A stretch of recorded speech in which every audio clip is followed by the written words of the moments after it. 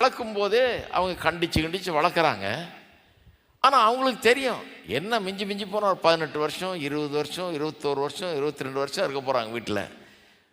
இப்போல்லாம் கல்லூரிக்கு போனோடனே எங்கேயாவது வேறு ஊருக்கு போயிடுறாங்க, படிக்கிறாங்க, கொள்கிறாங்க, வீட்டை விட்டு போக வேண்டியதாகிடுது. அதுக்கப்புறம் அவங்க வாழ்க்கைன்னு ஆகிடுது. அவங்க படித்து முடித்தோன்னே வேறு எங்கேயாவது வேலைக்கு போகிறாங்க, வேறு ஏதாவது ஊருக்கு போகிறாங்க, வேலைக்கு போகிறாங்க, அப்புறம் கல்யாணம் பண்ணி அப்படியே போயிடுறாங்க. அப்போ பெற்றோருக்கு பிள்ளைகளுக்கு குறித்து அவங்கள வளர்க்கும் போது கண்டிக்கிறாங்க, அவங்க நல்லா இருக்கணும்னு விரும்புகிறாங்க, அவங்க செதுக்கிறாங்க, அவங்களுக்கு பல காரியங்களை சொல்லித்தர்றாங்க, கண்டித்து தான் வளர்க்குறாங்க. இருந்தால் கூட அவங்களுக்கு உள்ள ஒன்று தெரியும், சீக்கிரம் கொஞ்சம் வருஷம்தான் நம்மளை விட்டு போக போகிறாங்க. இப்போ ஏன் ஒழுங்காக இருக்கிறதுக்காக சொல்லி கொடுக்குறோம், ஏன்னா போன பிறகு நல்லா இருக்கணும், எங்கே போனாலும் யாரை கல்யாணம் பண்ணிட்டு எந்த ஊரில் போய் வாழ்ந்தாலும் நல்லா இருக்கணும். ஆகவே சில ஒழுக்கங்களை நாம் சொல்லித்தர்றோங்கிற விதத்தில் சொல்லித்தர்றாங்களே ஒழிய அவங்களுக்கு நல்லா தெரியும் கொஞ்ச நாளைக்கு பிறகு கூட இருக்க மாட்டார். திருமணம் அப்படி கிடையாது, வாழ்நாள் முழுக்க கூட இருக்கும், சாகிற வரைக்கும் கூட இருக்க போகிறோம். இப்போ விளங்குத வித்தியாசம்? திருமணம்ங்கிறது வாழ்நாள் முழுக்க கூட இருக்க போகிறோம். அப்போ இதை காட்டில் ஒரு நெருக்கமான உறவு கிடையாது. பிள்ளைகள்லாம் போன பிறகு கூட புருஷன் மனைவி நம்ம 2 பேரும் ஒன்றா இருக்க போகிறோம் இல்லையா? இந்த உறவு வாழ்நாள் முழுக்க தொடரப்போகுது.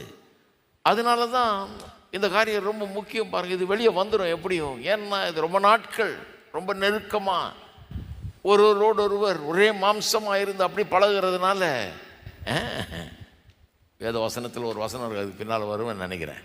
ஆதியாகமம் 2ஆம் அதிகாரத்தில் ஆதாம் சொல்கிறான் இல்லையா, இவள் எலும்பின் எலும்பு மாம்சத்தின் மாம்சமாக இருக்கிறாள், மனுஷனிலிருந்து எடுக்கப்பட்டால் மனுஷி எனப்படுவாள். இது நிமித்தம் புருஷனானவன் தன் தகப்பனின் தாயை விட்டு தன் மனைவியோடு சேர்ந்திருப்பான், அவள் ஒரே மாம்சமாய் இருப்பார்கள்.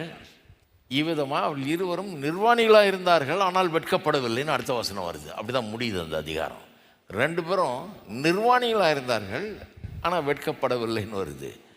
வெறும் சரீர பிரகாரமாக சட்ட துணி இல்லாமல் இருந்தாங்கன்ற அர்த்தத்தில் அது சொல்லப்படவில்லை என்பதை நீங்கள் யோசித்து பார்க்கணும். நிர்வாணிகளாக இருந்தாங்கன்னா அவர்களுக்குள்ள எந்த ஒளிவு மறையும் இல்லை, இருக்கவும் முடியாது.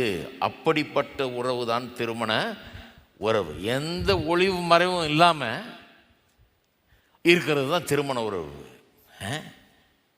அப்படி இல்லாமல் வேறபடி இருக்க முடியாது. ஒளிவு மறைவை வச்சுட்டு வாழ முடியாது. நீங்கள் நினைக்கலாம் அதை மறைச்சிட்டேன் இதை மறைச்சிட்டேன்னு நினைக்கலாம். என்னைக்காவது ஒரு நாள் வெளியே வந்துடும். ஏன்னா இட்ஸ் லாங் லைஃப், ரொம்ப நாள் இருக்க போகிறோம், பல காரியங்கள் நடக்க போகுது. என்னைக்காவது ஒரு நாள் எதை மறைச்சாலும் வெளியே